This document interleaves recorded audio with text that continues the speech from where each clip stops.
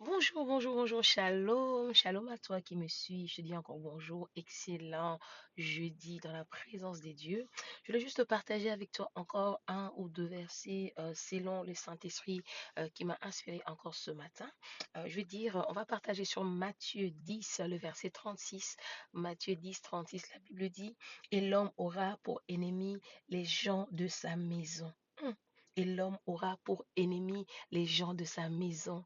Ah oui, je vais bien parler de ce verset parce que souvent nous sommes là à dire oui, moi chez moi on m'aime pas, oui, ma famille me combat, il y a des combats là où je suis et tout. Et c'est vraiment dommage.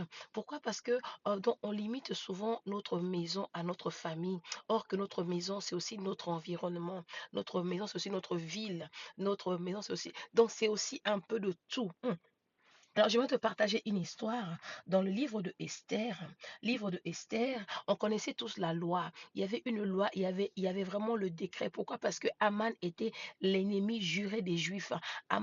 Parce que Mardoché ne voulait pas se prosterner devant Aman. Et Aman avait pour but de vraiment rendre la vie difficile aux Juifs. Il a poussé le roi à signer un décret. Maintenant, regarde la réaction de la reine. Maintenant, regarde la réaction de la reine Esther. Mon frère, ma soeur, on doit prier que le Seigneur nous donne le cœur d'Esther. Alléluia. La Bible dit dans Esther 5.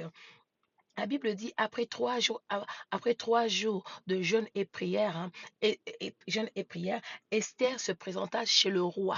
Normalement, c'était interdit. Si tu vas chez le roi sans l'invitation, tu mérites la mort. Et c'est pour cela que Esther avait pris 3 jours de prière, lui et tous les Juifs et ses servantes, pour pouvoir être graciés devant le roi. Et quand Esther s'est présentée, la Bible dit ici que le roi a pris le sceptre d'or, il a pointé le bout devant Esther. Esther avait la grâce. Mais c'est comme toi et moi. Mais malgré la grâce que Esther avait, Esther n'a pas demandé la mort de Haman.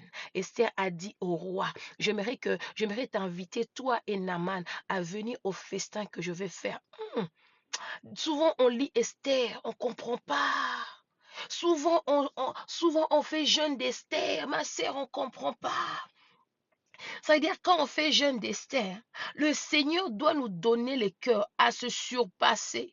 Donc on doit même manger, inviter notre ennemi. C'est lui qui était l'ennemi juré de Juifs. À cause de lui, Aman, quand il venait avec toute la joie. Il savait que voilà, le décret a déjà été signé. Je vais aller manger chez la reine Esther. Je vais faire ceci.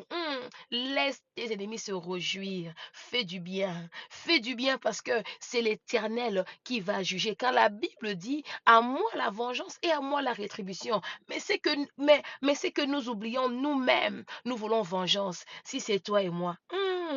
Quelle prière on va faire? Seigneur, le feu. Seigneur, Aman, le feu. Seigneur, qu'il meure. Seigneur, défends ma cause. Seigneur, c'est cela. Mais ce que j'ai aimé chez Esther, le fait seulement que le roi l'a présenté le sceptre d'or.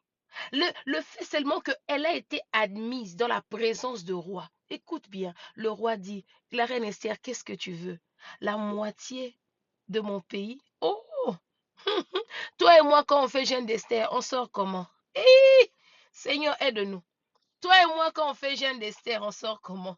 On sort déboussolé. Esther, après 3 jours de jeûne, donc elle avait la possibilité de pouvoir être propriétaire donc du moitié du royaume. Et pour cela, elle n'a pas montré la haine. Elle n'a pas montré qu'elle était frustrée. Mais elle avait la sagesse de dire, Seigneur, le roi invite Aman.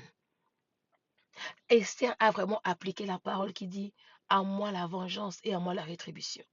Donc Esther avait ennemi Aman. Parce que Aman venait au palais. Aman était proche du roi. Alors, quel est ton ennemi aujourd'hui? Comment est-ce que tu traites ton ennemi? Il est question de ça. Quand seulement tu sais que c'est celui-là qui me veut du mal, c'est celle-là qui me veut du mal, comment est-ce que tu le traites? Quand tu rentres en jeûne d'Esther, c'est pour le lapider? Il est question de ça. Aujourd'hui, demande à Dieu, Seigneur, donne-moi le cœur d'Esther et donne-moi la sagesse et la maturité d'Esther. Parce que nous voulons être des chrétiens équilibrés. Nous voulons être des chrétiennes sages. Nous voulons être des femmes sages qui bâtissent des maisons et pas des femmes insensées qui renversent. Vachi a été déclassée parce qu'elle était femme insensée. Mais Esther, femme sage, elle a agi avec sagesse. Il est question de ça. C'était la parole d'aujourd'hui. C'était la prophétesse Blessing Eliada. Eliada Ministry qui a partagé avec vous la pensée. Dis à Dieu, Seigneur, je veux le cœur d'Esther et donne-moi plus de sagesse et de maturité pour pouvoir gérer mes ennemis. Parce que je suis appelée à régner. Merci à toi de partager, de montrer à une personne, la vengeance ne sert à rien. La vengeance, c'est Dieu.